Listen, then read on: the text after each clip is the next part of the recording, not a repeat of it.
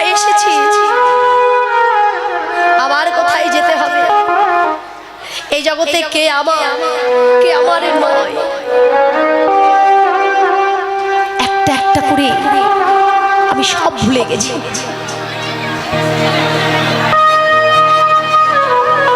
আমি সব ভুলে গেছি।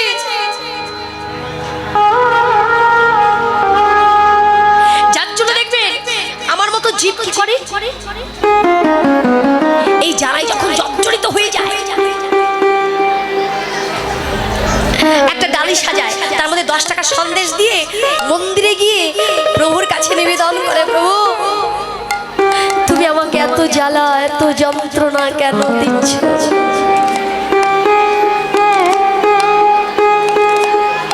হরে কৃষ্ণ। সত্যি কি প্রভু আমার জ্বালা যন্ত্রণা পাওয়ার জন্য পাঠিয়েছে বাবা? পাঠাইনি। আজকে আমি জ্বালা যন্ত্রণা কেন পাচ্ছি, কেন জ্বালা পাচ্ছি, কেন যন্ত্রণা পাচ্ছি? কারণ আমি তো কর্মই ভালো করিনি।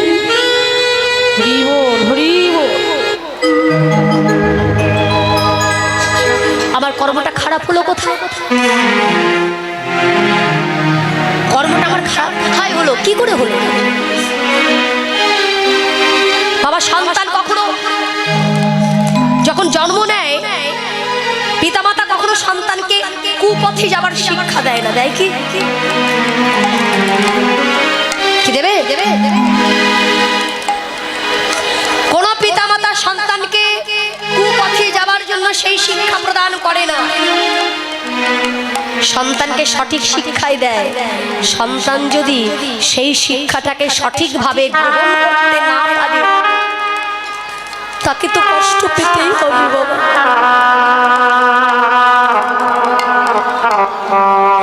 তাকে কষ্ট পেতেই হবে।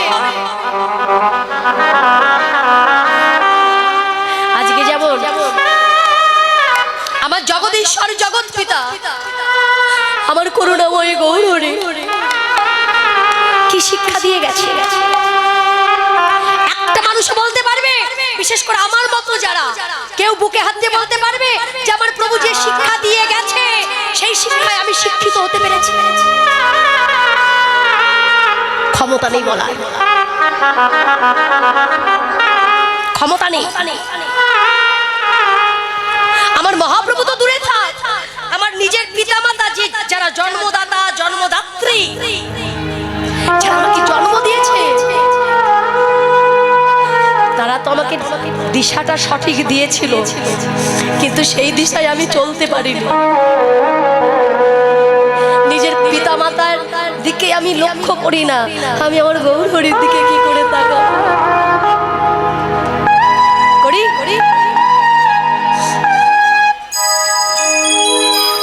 বাবা, আমার নিজের চোখে দেখা, অন্য কারোর কথা আমি বিশ্বাস করি না, এটা আমার নিজের চোখে দেখা।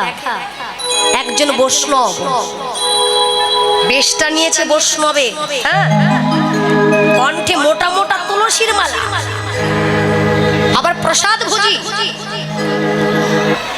প্রত্যেক মাসে মাসে সঠিকভাবে মানে প্রত্যেকটা একাদশী পালন করে।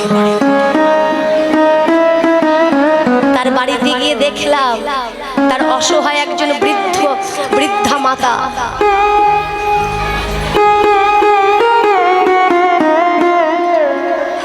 বৃদ্ধা মা এক মুষ্টি ভাতের জন্য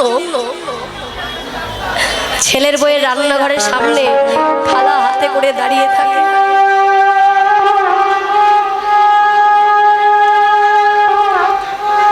কখন বৌমা এক মুঠো ভাত দেবে, বৌমা ভাত নিয়ে আসে, থালাটা নিয়ে এইভাবে উঁচু করে ঢেলে দেয়,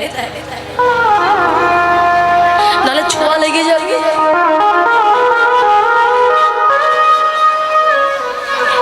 এই কি জীবের চরিত্র? বৈষ্ণবের মানটা কোথায় রাখছো তুমি? আমার নিজেকে বৈষ্ণব বেশে তুমি লোকের কাছে প্রমাণ করতে চাইছো আমি প্রসাদ ভোজি হয়েছি। যে নিজের জন্মদাত্রী মাকে সঠিকভাবে দেখাশোনা করতে পারে না, তাকে দুটো সেবা দিতে পারে না, সে আমার মহাপ্রভুকে কি সেবা দেবে? বয়স হয়ে গেছে, ছেলে মেয়ের দায়িত্ব কত। পিতা মাতার বয়স হয়ে গেলে ওই ছেলে যে 1 কোটি টাকা দিয়ে ঘর তৈরি করেছে, সেই ঘরে পিতা মাতার জায়গা নেই, জায়গা দেওয়া যাবে না। কারণ বৃদ্ধ হয়ে গেছে, বৃদ্ধা হয়ে গেছে, ব্যাধিগ্রস্ত, বিছানায় প্রস্রাব করে, বিছানায় মল ত্যাগ করে, বিশ্রী গন্ধ বেরোয়, সে তো 1 কোটি টাকা ঘরের মধ্যে থাকতে পারে না,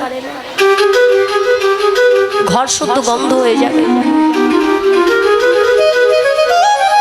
বাবা মাকে টেনে ঘর থেকে বের করে বাইরে একটা টিনের ঘর করে তার মধ্যে রেখে দিচ্ছে।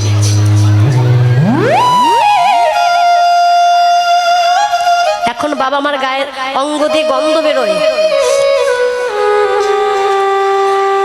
সন্তানে আমার ছেলে অত বড় বিল্ডিং এ থাকতে পারে না, ওই যে গন্ধ, দুর্গন্ধ চারিদিকে ছড়িয়ে যাচ্ছে। বারে মরে এই ছেলেমেয়েরা ভুলে গেছে যখন আমি ছোট ছিলাম, যখন ওই পিতামাতার কোলের মধ্যে শুয়ে শুয়ে কত প্রস্রাব করেছি, কত মল ত্যাগ করেছি। পাছে গেছে পিতামাতা একবারও বলেনি আমার ছেলে মল ত্যাগ করেছে, দুর্গন্ধ বেরো, চোখে বাইরে রেখে এসে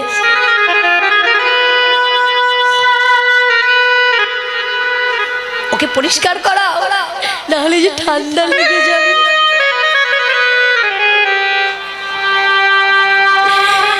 তাহলে যে অসুস্থ হয়ে পড়বে।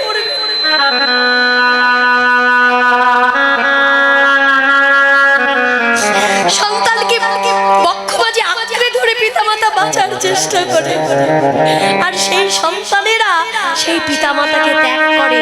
তাহলে নিজের পিতামাতাকে যারা ত্যাগ করতে পারে তারা আমার গৌর হরির কথা কি মনে রাখবে?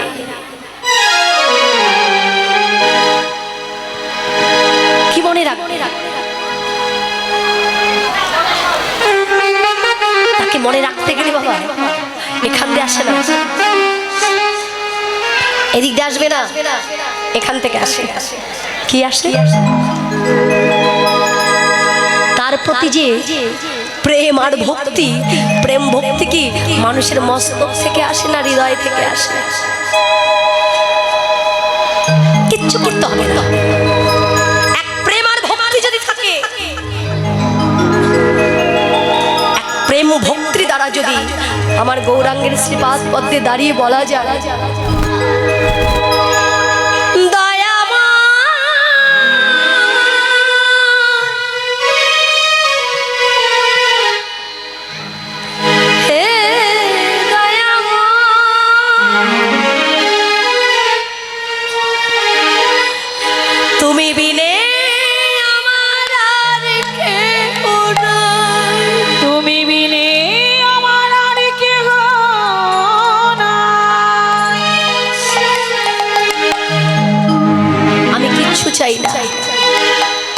আমি শুধু এইটুকু চাই, তোমার ওই নবদ্বীপে আমি যেতে পারি বা না পারি, আমার এই নবদ্বীপে তুমি আসবে তো গৌর হরি? আমি তোমার জন্য আসন পেতে রেখেছি। আমার হৃদি কমল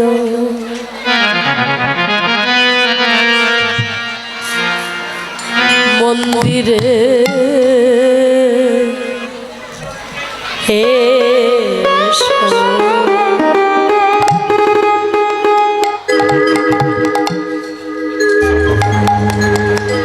এসো প্রাণে ঠাকুর আমার গৌরী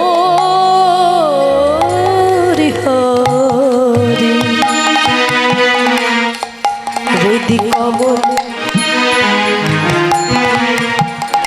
মন্দিরে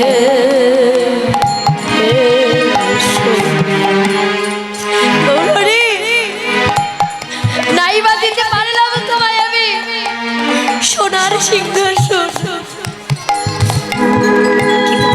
আমি রেখেছি তোমার জন্য আমার হৃদয়ে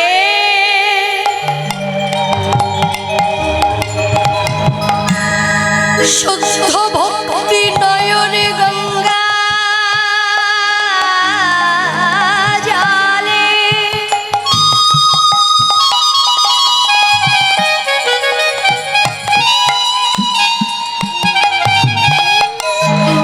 প্রভু পুজিব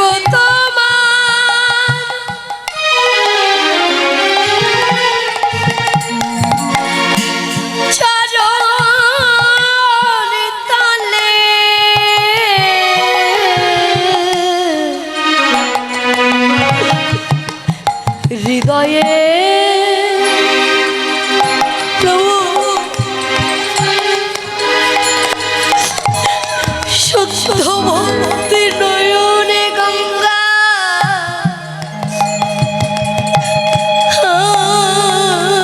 জলে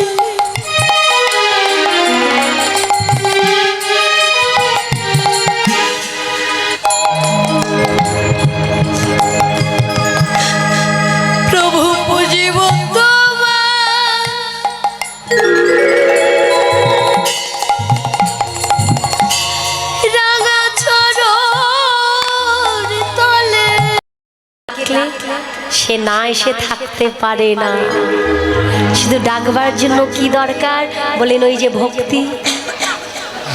কেন দেখুন, আপনি যাই করুন না কেন এই কলিযুগে, যত কিছুই করুন না কেন, একের পরে যদি একটা শূন্য দেয়া হয় কত হবে? কত হবে? জোরে বলো। একের পরে একটা শূন্য বসালে কত হয়? 10। 10-এর পরে আর একটা শূন্য বসালে কত হবে? 100। 3 কি হয়েছে? 3 তো হয়নি, একবারে 100 হয়ে গেছে। আচ্ছা, 100-র পরে যদি আর একটা শূন্য বসানো হয় কত হবে? 1000। আচ্ছা, 1000-এর পরে আর একটা শূন্য বসালে কত হবে? 10,000। আচ্ছা আচ্ছা, এই 10,000-এর পরে যদি আর একটা শূন্য বসানো হয় কত হবে? 1 লক্ষ হয়ে গেল। এবার আপনি যত শূন্য বসাবেন ততই বাড়বে, যত শূন্য বসাবেন ততই বাড়বে। এইবার যদি এই যে এতগুলো শূন্য হয়ে গেছে, এতগুলো শূন্য হয়ে গেছে, কি প্রসাদ পেতে যাচ্ছেন না বাড়ি যাচ্ছেন? বাড়ি যাচ্ছেন। কত দূরে বাড়ি? কত কিলোমিটার? তাহলে এখান থেকে আমি এখানে আছি 7টা পর্যন্ত, তাহলে 7টার সময় যদি এখান থেকে বেরোনো হয় কতক্ষণ সময় টাইম লাগবে? 2 ঘন্টা। ঠিক আছে, ঠিক আছে। এই যে এতগুলো শূন্য যে হয়ে গেল,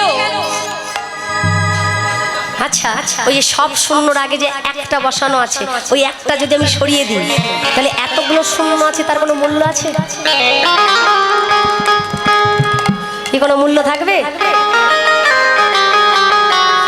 যতক্ষণ ওই একটা ছিল ততক্ষণ এতগুলো শূন্যরও মূল্য ছিল। যেই একটা সরিয়ে দেওয়া হলো, এই শূন্যগুলোর কিন্তু কোনো মূল্য না। তাহলে বৈষ্ণব মহাজন বুঝিয়ে দিলেন ওই এক হচ্ছে ভক্তি। এক ভক্তি যদি না থাকে, আপনার কাছে যাই থাকুক না কেন তার কোনো মূল্য নেই। মূল্যহীন কোনো বস্তু আমার গৌরাঙ্গের সেবায় লাগে না। প্রেম ভক্তি ছাড়া তাকে কখনো পাওয়া যায় না। গৌর হরি তো দূরে থাক, পরম পিতা দয়াময় সে তো দূরে থাক। বাবা, যদি কেউ গৌর হরিকে পেতে চায়, ভগবানকে যদি কেউ পেতে চায়, কেউ যদি মনপ্রাণ দিয়ে গুরুচরণ সেবা করে, গুরুর মধ্যেও ভগবানকে সে লাভ করতে পারে। কারণ এই জগতে যেমন পিতা পুত্রের সম্বন্ধ, তেমনি আবার গুরু শিষ্যের সম্বন্ধ, জীবাত্মা পরমাত্মার সম্বন্ধ, ভক্ত আর ভগবানের সম্বন্ধ। এই সম্বন্ধগুলো আমরা ভুলে গেলে কি হবে? আমার গৌরী তো বলে নাই, বেলা নাই বেলা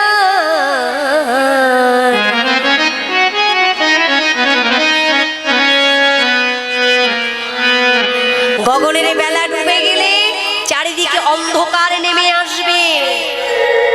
যেমন গগনের বেলা ডুবে গেলে চারিদিকে অন্ধকার নেমে আসে, ঠিক তদ্রূপ জীবনের বেলা যদি একবার ডুবে যায় তাহলে জীবকে মেনে নিতে হবে, এইবার আমার ঘরে যাওয়ার সময় হলো।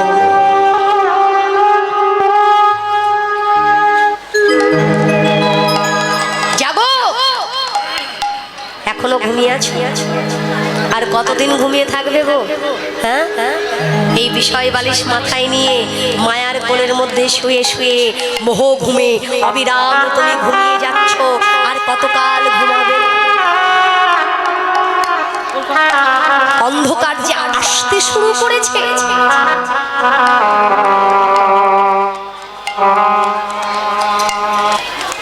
মহাপ্রভু সবাইকে ডেকে বলেছেন, বাবা যারা শুনতে পেয়েছে, যারা কর্ণ পেতেছিল, একমাত্র তারাই আমার গৌরাঙ্গের আদর্শ নিয়ে, গৌর কৃপা নিয়ে আপন ঘরে যাবার পথটা ধরতে পেরেছে। আর আমার মতো জীবী যারা শুনতে পাইনি,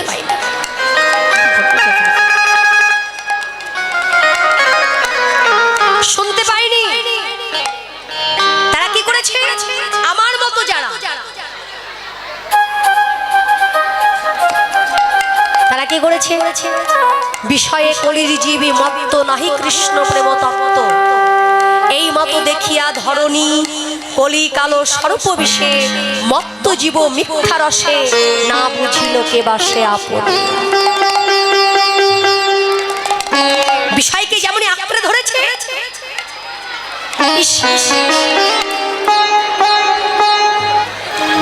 হরে কৃষ্ণ। এখানকার এই যে মন্দিরের সদস্যবৃন্দ যারা আছেন, এই কমিটির সদস্যবৃন্দ যারা আছেন, তারা কোথায় আছেন? এই যে পিছনে মায়েরা যারা প্রসাদ পাওয়ার পরও এসে চিৎকার চেঁচামেচি শুরু করেছে, এই যদি প্রসাদ পাওয়া হয়ে যায় তাহলে ধীরে ধীরে বসতে বলুন, আর যদি সেটাও না করে তাহলে বাড়ি চলে যেতে বলুন।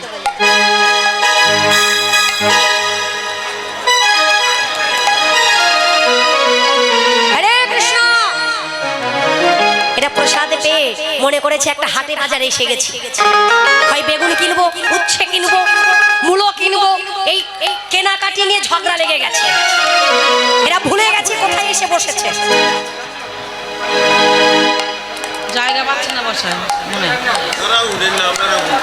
যোগ্য স্থানের যোগ্য মর্যাদাটা দিতে জানে না, কিভাবে বসেছে দেখুন। হরে কৃষ্ণ। বিষয়কে আঁকড়ে ধরে জীব কৃষ্ণ তত্ত্বটাকে ভুলে গেছে। এবার যদি বলা হয় কৃষ্ণ তত্ত্বকে ভুললো, তাহলে বিষয়টা এমন কি যে বিষয় ধরলে কৃষ্ণ তত্ত্ব জীব ভুলে যায়? কি আছে এর মধ্যে? হরে কৃষ্ণ। প্রাকৃত জগতে যে বিষ খেয়ে দেখেছেন কখনো? কেমন বোকার মতন প্রশ্ন করছি আমি। হ্যাঁ, বিষ কেউ খেয়ে দেখে? ইচ্ছা করে কেউ বিষ খায়? খায় কি? এক বিন্দু বিষ যদি কেউ পান করে, ওই সামান্য একটু বিষের যন্ত্রণা সহ্য করতে পারে না। আমরা তাকে ডাক্তারের কাছে নিয়ে যাই, যাতে চিকিৎসার দ্বারা ওই বিষটুকু বের করে তাকে বাঁচানো যায়। ভাগ্য ভালো হলো তো বেঁচে গেল, আর না হলে হরিবোল হয়ে গেল। তাহলে বিষের ক্রিয়াটা কি? বিষের ক্রিয়াটা মানুষের দেহ থেকে প্রাণটাকে আলাদা করে দেওয়া। ঠিক তদ্রূপ বিষয়, বিষয়ও বিষ। যে বিষ আমার মতো জীব অহর্নিশি পান করছে, যে বিষের কারণে আজকে আমরা বাবা আমাদের দেহ থেকে প্রাণটা কিন্তু আলাদা করছে না, আলাদা করে দিচ্ছে কি প্রাণরূপী কৃষ্ণ তত্ত্বটাকে আলাদা করে দিচ্ছে। কৃষ্ণ তত্ত্বটা আলাদা হয়ে যাওয়া মানে এই দেহের মধ্যে আর কি থাকবে? ব্রহ্মরূপী, কৃষ্ণরূপী, ভগবত রূপী যিনি বিরাজমান হয়ে আছে, সে যদি এই দেহের মধ্যে না থাকে তাহলে এই দেহের কি মূল্য আছে? নিতাই গৌর হরি বল।